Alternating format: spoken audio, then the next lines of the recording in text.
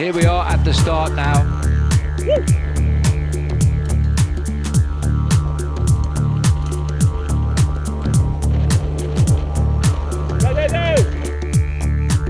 Ruben Perez in this group, Bauke Mollema and Martin Jelingi of Rabobank, Dmitry Fofanov of Astana in the turquoise jersey, Muravyev of Radio Shack, Amador, Movistar, Paterski, Liquigas, Bozenhagen of Sky, Sylvain Chavanel and Kassar, El Fares, Bozek, Bjorn Lukemans, two riders in there from Vacan Soleil, and Hivert from Sojasun also getting into this move.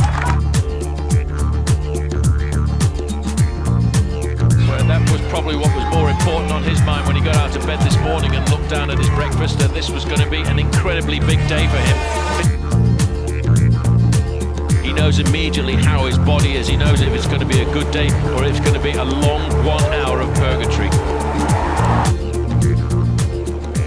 Perfect descending line here. Puts his knee out and pushes his body in the opposite direction to keep his bike balanced. Just, take it easy there, big wide sweep. We're on the way down now.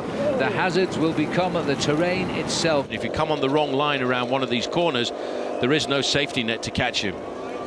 I have a feeling, Phil, that we may well see the winner coming out of a group on the descent down towards the finishing line in Gap, because it is very tricky, very precarious. Oh, there's a crash. There's been a crash, and that is Tendam, I think. Yeah. And he's fallen on his face by the look of it. Just having a look at that one more time, and you can see just he completely ran out of road there.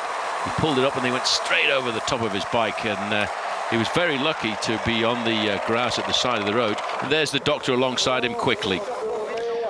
Very nasty crash. Well, you've got to be very careful. You've got to be a great professional bike rider. You've got to be able to ride the flatlands. You've got to be able to ride in the wind. You've got to be able to ride down these very precarious descents. Well, there's no news coming back on the radio. I hope he's able to get himself up and he's not too seriously injured.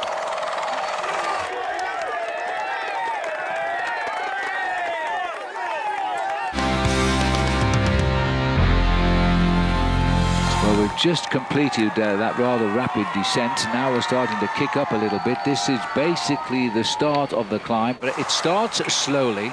But then it really does kick up. You'll be able to look up to the left of your picture shortly. You'll see the road right above the riders' heads.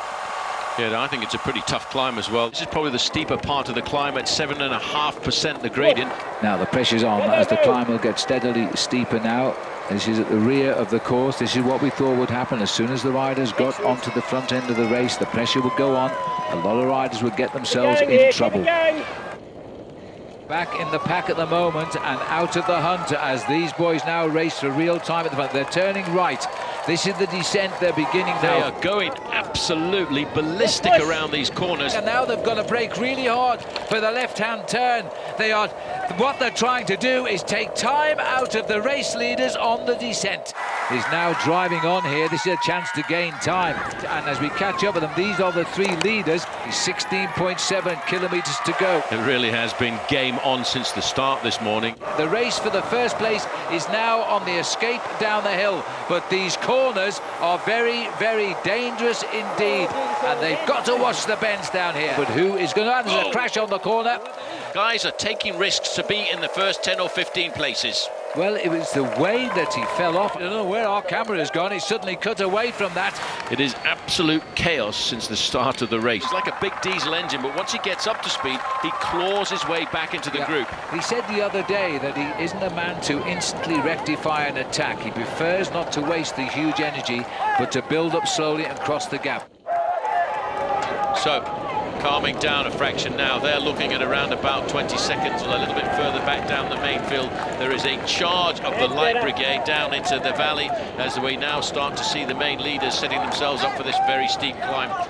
Well, this has been a most incredible day of racing. We are going to come into the finish at approximately 20 minutes quicker than was ever anticipated by the organisers today. Yep, and they will hit this climb very hard indeed, because every time the race goes uphill nowadays, there will be people looking for the opportunity to prize a few seconds here or a few seconds there. As he goes the shortest way around the road, just clipping the edges of the grass as he goes right to left on a twisty course. Well, I can't blame them. What more could be nicer than that than a bunch of men with shaved legs going past? Absolutely perfect. Every position right and every angle in your knee, every angle in your hip. Lighter, stiffer, faster. We want to continue winning, and we need to have the best equipment.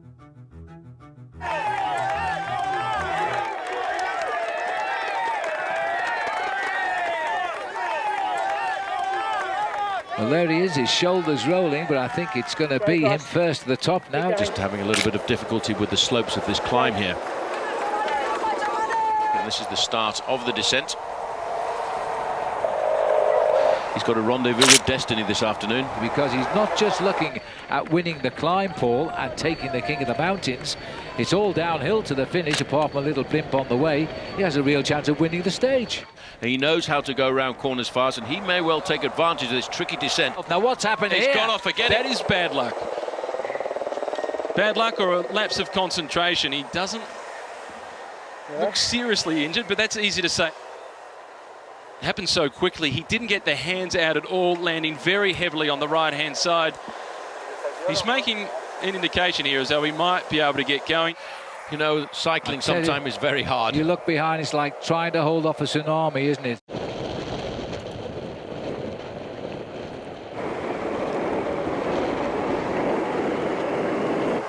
Just clipping off the heads, right knee, left knee, as he flips through the double bends here. Long, long way down, I reckon. 6.2 kilometres to go. Very soon he'll see 5, which will only be 3 miles to the finish. Oh boy, he's suffering all sorts of pain, this man now, but he knows it's worth it today. Well, for him, it's a chance of victory and a chance of glory. As he's now in the last kilometre of the day here. He's flying down this mountain. He's charging around this thing. He's making the course as short as possible, clipping off the corners. He is riding to win. Bet your boots on it. Well, that's what he'll be battling for this afternoon. That's why he's gone out and ridden extremely hard. It's the man and machine against the clock, against the elements, and against a very balanced course. Now he's attacking this descent like a madman. If you're of nervous disposition, then look away, because he does go down well, but look at that, he overcut the corner. And he's clipping these corners as well. He's taking all the risks. He is totally inspired. A little touch of the brakes and feather on the bend. He has absolutely slaughtered his opposition. Well, he's pretty happy with that this afternoon as he stopped the clock. That's an excellent time by this guy. He has ridden superbly today. Wow, great commentary there from Paul Sherwin and Phil Liggett. What a stage, what a victory there for the God of Thunder. Absolutely brilliant, Phil. I've always thought you were the best. Yeah, I was getting a bit excited there, Paul.